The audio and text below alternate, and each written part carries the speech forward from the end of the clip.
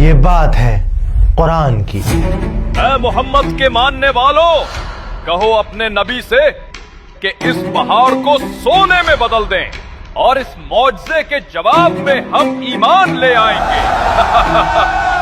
یہ بات ہے اس انسان کی جس نے اللہ کے نبی کو حسن اور مال سے خریدنا چاہا۔ خرید لیں گے آپ کو، کر لیں گے سودے بازی مکہ کی خوبصورت عورتیں اور مال دے کر، بالکل ضرورت پڑی تو انہیں اپنا سردار بنا لیں گے۔ یہ بات ہے اس رات کی جب توحید اور شرک کو ایک کرنے کی کوشش کی گئی۔ خوش آمدید محمد، آپ کے پیغام سے ہم سب کا دل روشن ہو گیا ہے، ہاں بالکل، آپ نے ہم سب کو صحیح راستہ دکھایا ہے، اور اسی وجہ سے آج ہم آپ کے لیے ایک پیشکش لے کر آئے ہیں، ایک سمجھوتا۔ یہ بات ہے سورہ کافرون کی۔ قل یا ایھا الکافرون۔ ہمارے مسلم گھرانوں میں اکثر بچے بچیوں کو الحمدوں کے بعد سب سے پہلے چاروں قل ہی یاد کرائے جاتے ہیں۔ قل یا ایھا الکافرون لا اعبد ما تعبدون۔ اور ہماری سوسائٹی میں نہ جانے کتنے ایسے مسلمان ہیں جو بنا بات کے منہ اٹھا کر بس کسی کو یوں ہی کافر کہہ دیتے ہیں۔ ہاں بھائی مشتاق، وہ دیکھیو رمضان میں کیسے جوس پی رہا، کافر ہے۔ پر افسوس ہم میں سے بہت کم ایسے ہیں جو یہ جانتے ہیں کہ لفظ کافر اصل میں ہوتا کیا ہے اور چاروں قلوں کو قل ہی کیوں کہا جاتا ہے۔ جمال، پیغمبر کے قل اعلان حق لگتے ہیں، مجھے ڈر ہے کہیں ہم برباد نہ ہو جائیں۔ یہ خوف مجھے بھی ستاتا ہے۔ کیا ہے سورہ کافرون کے نازل ہونے کے پیچھے کا واقعہ، اور کون تھے یہ لوگ جنہوں نے اللہ کے نبی کے ساتھ سودے بازی کرنے کی، انہیں ڈرانے کی، یہاں تک کہ انہیں جان سے مارنے تک کی کوشش کی۔ ہماری تمام کوششیں ناکام کر دی محمد نے۔ اب آپ کے قتل کے علاوہ کوئی اور راستہ نہیں۔ یہ کام کرے گا کون؟ اور سب سے زیادہ امپورٹنٹ، 1400 سال پرانی اس سورت کا کیا کام ہے آج ہماری زندگی میں؟ ان سب سوالوں کے جواب جانیں گے اس ویڈیو میں۔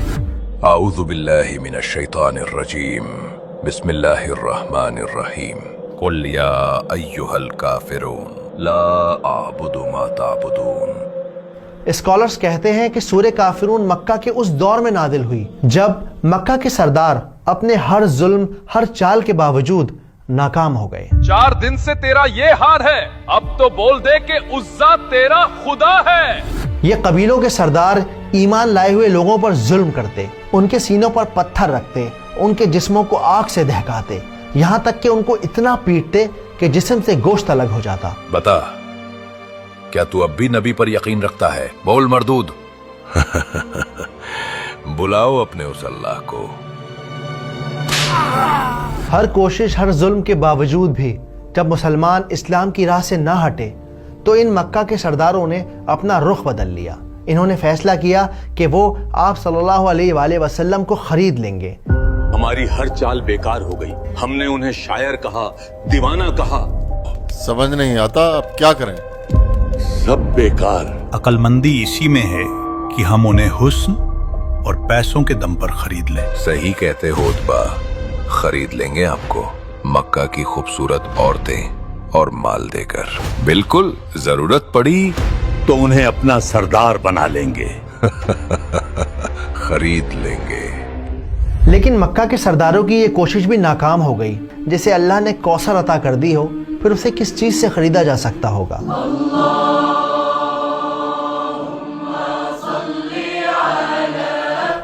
مگر پھر ان سب نے ایک ایسی ترکیب نکالی جس کا فیل ہونا آلموسٹ ناممکن تھا۔ سمجھ نہیں آتا آپ چاہتے کیا ہے؟ مجھے پہلے ہی ڈر تھا اس بات کا۔ ہماری ہر کوشش ناکام کر دی۔ اب صرف ایک ہی راستہ بچا ہے۔ کون سا راستہ؟ مجھے لگتا ہے ہمیں ایمان لے آنا چاہیے۔ اس سے گھٹیا بات میں نے آج تک نہیں سنی۔ کیا کہا؟ ایمان لے آئیں؟ پاگل ہو گئے ہو ولید۔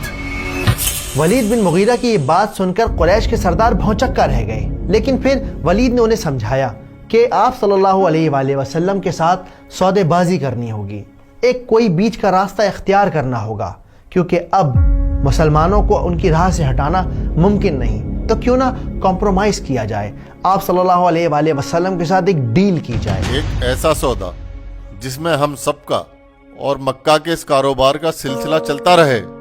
اور اس بات کے دماغ میں آتے ہی یہ سب اپنا پلان بنا کر آپ صلی اللہ علیہ وآلہ وسلم کے سامنے پہنچ گئے. خوش آمدید محمد. دارالندوہ میں آپ کا استقبال ہے. آپ کے پیغام سے ہم سب کا دل روشن ہو گیا ہے. ہاں بالکل, آپ نے ہم سب کو صحیح راستہ دکھایا ہے. اور اسی وجہ سے آج ہم آپ کے لیے ایک پیشکش لے کر آئے ہیں, ایک سمجھوتا جس سے آپ انکار نہیں کر پائیں گے. انکار آپ سنتے ہی حامی بھر دیں گے. ہم نے سوچا ہے کہ پورے 1 سال ہم آپ کے اللہ کی عبادت کریں گے, اور اس کے اگلے سال آپ ہمارے خداؤں کی عبادت کیجیے گا, اور یہ سلسلہ ایسے ہی چلتا رہے گا. کتنا خوبصورت خیال ہے. تو کیا کہتے ہیں آپ؟ ان سب کی بات سن کر آپ صلی اللہ علیہ وآلہ وسلم نے کوئی جواب نہ دیا. وہ وہاں سے خاموشی سے اٹھ کر چلے گئے. ان کی اس خاموشی نے مکہ کے سرداروں کو بے چین کر دیا. کب آئے گا نبی کا جواب؟ اب انتظار نہیں ہوتا. سمجھتا ہوں, لیکن انتظار کے علاوہ ہمارے پاس کوئی اور راستہ نہیں ہے. کچھ کتابوں میں یہ بھی مینشن ہے کہ انہوں نے الگ الگ وقت پر الگ الگ طرح کے آفر دیے, لیکن ہر بار آپ صلی اللہ علیہ وآلہ وسلم کا جواب صرف اور صرف خاموشی ہوتا. مکہ میں سگبگاہٹ پھیل گئی, طرح طرح کے لوگ باتیں کرنے لگے. بہت وقت گزر گیا ہے, ہم جواب چاہتے ہیں. ابو طالب, اپنے بھتیجے سے کہو اگر کچھ اور بھی چاہیے تو دے دیں گے. مجھے سمجھ نہیں آتا پیغمبر انہیں جواب کیوں نہیں دیتے. میرے بھائی, پیغمبر اپنی طرف سے کوئی بات نہیں کہتے. ہو نہ ہو آپ ضرور اللہ کے حکم کے انتظار میں ہیں. یعنی وہی کے انتظار میں؟ بالکل. اور پھر وہ جواب بھی آ گیا جس کا مکہ کے سرداروں کو انتظار تھا. تشریف لائیے محمد, ایک بار پھر سے آپ کا استقبال ہے, آپ ہی کے بنائے بزرگوں کے اس دارالندوہ میں. کافی انتظار کروایا آپ نے. اس معاملے میں ہمارے دیوتا بڑے مہربان ہیں. وہ اتنا نہیں تڑپاتے. اب چھوڑیے یہ باتیں. صحیح کہا. آپ تو یہ بتائیے کیا سوچا آپ نے؟ سوچنا کیا تھا, اللہ کے نبی نے انہیں وہ جواب دیا جس کا حکم اللہ نے انہیں دیا تھا. یہ جواب تھا سورہ کافرون. ابو طالب, ہنگامہ مچ گیا ہے. پیغمبر نے سرداروں کو کافر کہہ دیا ہے. کیا؟ اے پیغمبر صلی اللہ علیہ وآلہ وسلم, کہہ دو کہ اے کافرو, جن بتوں کو تم پوجتے ہو ان کو میں نہیں پوجتا, اور جس معبود کی میں عبادت کرتا ہوں اس کی تم عبادت نہیں کرتے. تمہارے لیے تمہارا رستہ, میرے لیے میرا رستہ. یہ جواب سن کر قبیلوں کے سردار آگ بگولا ہو گئے. انہوں نے اپنے دانت پیس لیے, مٹھیاں بھینچ لیں, وہ زور سے چلائے. یہ پیشکش ٹھکرا کر ذلیل کیا ہے آپ نے. دیکھتے ہیں آپ کب تک اس بات پر رہتے ہیں. اچھا نہیں کیا آپ نے, یہ جواب نہیں, تماچا ہے بزرگوں کے منہ پر. بے شک یہ سورہ ان سب کافروں کے منہ پر ایک زوردار تماچا تھی.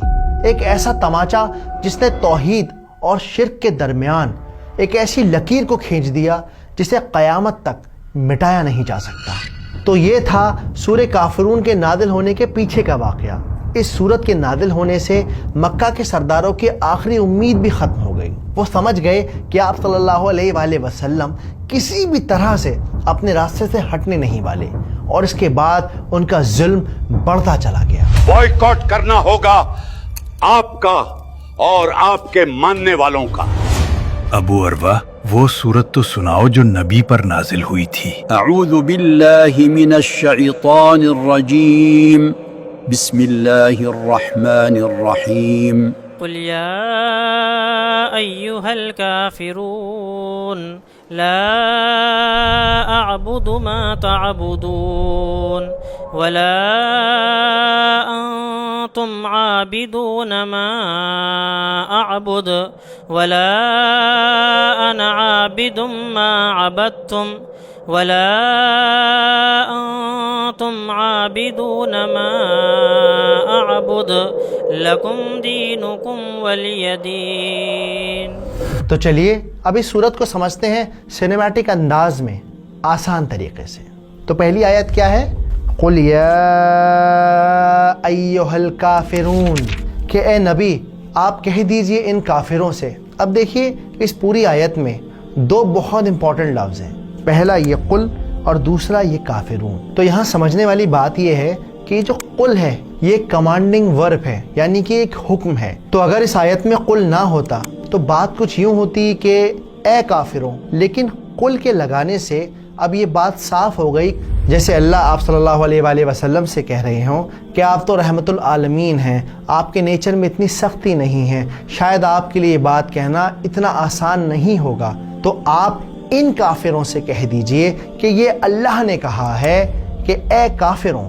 تو سب سے پہلے یہ سمجھنا بے انتہا ضروری ہے کہ کافر اصل میں ہوتا کون ہے. کافر وہ ہے جس نے سچ کو دیکھا اور جھٹلا دیا. سورہ کافرون کے نازل ہونے سے پہلے سورہ ماعون، سورہ کوثر اور بھی بہت ساری صورتیں نازل ہوئیں، لیکن اس کے باوجود ان کافروں کے دلوں پر کوئی اثر نہیں ہوا. یہ اللہ کے نبی پر ظلم کرتے رہے، ایمان والوں پر ظلم کرتے رہے. بول بول بول بول دے کہ ہبل تیرا خدا ہے. میں نے کہا بول. اس لیے اس آیت میں کافرون کا لفظ استعمال کیا گیا ہے، ان خاص لوگوں کے لیے استعمال کیا گیا ہے جن کے نصیب میں 100% جہنم کو لکھ دیا گیا ہے ان کے اپنے دل کے کالے پن کی وجہ سے. تو کیا بات ہوئی؟ قل یا ایھا الکافرون، کہہ دیجئے ان کافروں سے. اب کیا کہہ دیجئے ان کافروں سے؟ لا اعبد ما تعبدون، میں ان کی عبادت نہیں کرتا جن کی عبادت تم کرتے ہو. یہاں پر جو لا اعبدو کا لفظ ہے یہ پریزنٹ اور فیوچر دونوں کی بات کر رہا ہے، یعنی کہ میں آج بھی عبادت نہیں کرتا اور میں آنے والے کل میں بھی کوئی عبادت نہیں کروں گا. اس کا مطلب کوئی کمپرومائز نہیں ہوگا، کوئی ڈیل نہیں ہوگی، نہ آج ہوگی نہ کل ہوگی، کبھی نہیں ہوگی. اللہ نے سودے بازی کے سارے راستے بند کر دیے. لاجواب کر دیا نبی نے. تیسری آیت وَلَا أَنْتُمْ عَابِدُونَ مَا أَعْبُدُ، اور نہ ہی تم اس کی عبادت کرنے والے ہو جس کی عبادت میں کرتا ہوں. ما اعبدو کا یہاں پر جو لفظ ہے یہ اس بات کو شو کر رہا ہے کہ اللہ سبحانہ و تعالی ہر عیب سے پاک ہیں، انہیں کسی بت پرستی کی، کسی ساتھی کی کوئی ضرورت نہیں. تو آپ صلی اللہ علیہ وآلہ وسلم جن صفات پر اللہ سبحانہ و تعالیٰ کی عبادت کرتے ہیں اس طرح سے یہ قریش اس ایک اللہ کی عبادت نہیں کرتے. ہماری دعا کو اللہ تک پہنچا دے. ہبل کی شان سلامت رہے. اب دیکھیے بہت سارے لوگوں کے لیے نا یہ بڑا کنفیوزنگ ہو جاتا ہے کہ یار آپ صلی اللہ علیہ وآلہ وسلم تو بعد میں آئے، اسلام بھی وہی لے کر آئے، تو پھر یہ عبادت کیسے کرتے تھے؟ تو آپ یہاں پر یہ بات سمجھیے کہ یہ دین ابراہیمی ہے، یہ ابراہیم علیہ السلام کے ذریعے سکھایا ہوا دین ہے. ابراہیم علیہ السلام نے اسماعیل علیہ السلام کے ساتھ مل کر کعبہ کو بنایا اور لوگوں کو سکھایا کہ بھائی اس طرح سے طواف کرتے ہیں، ایک اللہ کی عبادت کرتے ہیں. اور گزرتے وقت کے ساتھ لوگوں نے اس عبادت کے اندر شرک کو شامل کر دیا. یہ بات تفہیم القرآن ابن کثیر میں بھی مینشن ہے کہ وہ ایک اللہ کے ہونے کو جھٹلاتے نہیں تھے، نکارتے نہیں تھے. وہ خدا کے منکر تو نہیں تھے، اللہ کو مانتے تھے، اللہ کو ایک ہی مانتے تھے. ان کا دعویٰ یہ تھا ہم بھی پوجتے ہیں اس کو جسے تم پوج رہے ہو، اس کی نفی کی جا رہی ہے. در حقیقت تم نے جو تصور اختیار کیا ہے ذات باری تعالیٰ کے بارے میں اس سے نفی ہو گئی ہے اس کی. تو یہ مکہ والے لوگ اور باقی قبیلوں کے لوگ کیا کرتے تھے؟ ان کی نظر میں تھی تو وہ اللہ کی عبادت، لیکن وہ شرک سے بھری ہوئی تھی، دین ابراہیمی سے بہت بہت بہت زیادہ دور تھی. ہماری دعا کو اللہ تک پہنچا دے. چوتھی آیت وَلَا أَنَا عَابِدٌ مَا عَبَدتُّمْ، اور میں کبھی ان بتوں کی عبادت نہیں کرنے والا جن بتوں کی عبادت تم کر چکے ہو. یہاں جو عابدتم کا لفظ ہے اس سے ہمیں پتہ چلتا ہے کہ یہ آیت پاسٹ ٹینس میں بات کر رہی ہے، گزرے ہوئے کل میں بات کر رہی ہے. یہاں دیکھیے سمجھنے کی بات یہ ہے کہ نبی پیدائشی نبی ہوتے ہیں، وہ کبھی شرک نہیں کرتے، وہ کبھی اللہ سبحانہ و تعالیٰ کے ساتھ کسی اور کو ایسوسیٹ نہیں کرتے، شریک نہیں کرتے. اسی لیے آپ نے سیرت کی کتابوں میں بھی پڑھا ہوگا اور آپ پڑھیں گے انشاءاللہ کہ اللہ کون ہے، وہ ایک خدا کون ہے، اس کو جاننے کے لیے آپ صلی اللہ علیہ وآلہ وسلم پہاڑوں میں چلے جایا کرتے تھے، غور و فکر کیا کرتے تھے. ان کا دل اندر سے گواہی دیتا تھا کہ یہ جو بھی ہو رہا ہے غلط ہو رہا ہے، اسی لیے انہوں نے کبھی کسی بت کی عبادت نہیں کری. تو یہاں پر کیا بات ہو رہی ہے اس آیت میں کہ اللہ تعالیٰ آپ صلی اللہ علیہ وآلہ وسلم سے کہہ رہے ہیں کہ آپ کہہ دیجئے، بتا دیجئے ان لوگوں کو کہ آپ نے کبھی کسی بت کی عبادت نہیں کری، کبھی آپ نے شرک نہیں کیا. تو اب جب کہ نبوت آ چکی ہے تو اب تو کوئی سوال ہی پیدا نہیں ہوتا کہ کسی بھی طرح کی ڈیل کی جائے یا کسی بھی طرح کا کمپرومائز کیا جائے، شرک کیا جائے. 5ویں آیت وَلَا أَنْتُمْ عَابِدُونَ مَا أَعْبُدُ، اور نہ ہی تم کبھی اس کی عبادت کرو گے جس کی عبادت میں کرتا ہوں. اب یہاں پر آپ لوگوں کو لگ رہا ہوگا کہ کیا یار بار بار ایک ہی بات ہو رہی ہے، میں نہیں کرتا تم نہیں کرتے، تم نہیں کرو گے میں نہیں کروں گا، بار بار بار بار بار بار ایک ہی بات کو دہرایا جا رہا ہے. تو اب یہاں پر جو بات دہرائی جا رہی ہے وہ اللہ کی ناراضگی کا، ان کے غصے کا اظہار ہے. وہ کیسے ہوتا ہے کہ جب ہم کسی سے غصہ ہوتے ہیں تو بار بار ایک بار کہتے ہیں سن لیا تم نے، سمجھ میں آ گئی نا، یا کہو تو ایک بار پھر سمجھا دوں. تو اسی طرح اللہ سبحانہ وتعالیٰ آپ صلی اللہ علیہ وآلہ وسلم سے کہہ رہے ہیں کہ انہیں ایک بار پھر سے کنفرم کر دیجئے کہ ان لوگوں کے ساتھ کوئی سودا نہیں ہوگا، نہ آج ہوگا نہ فیوچر میں ہوگا، کبھی نہیں ہوگا. یہ پیشکش ٹھکرا کر ذلیل کیا ہے آپ نے.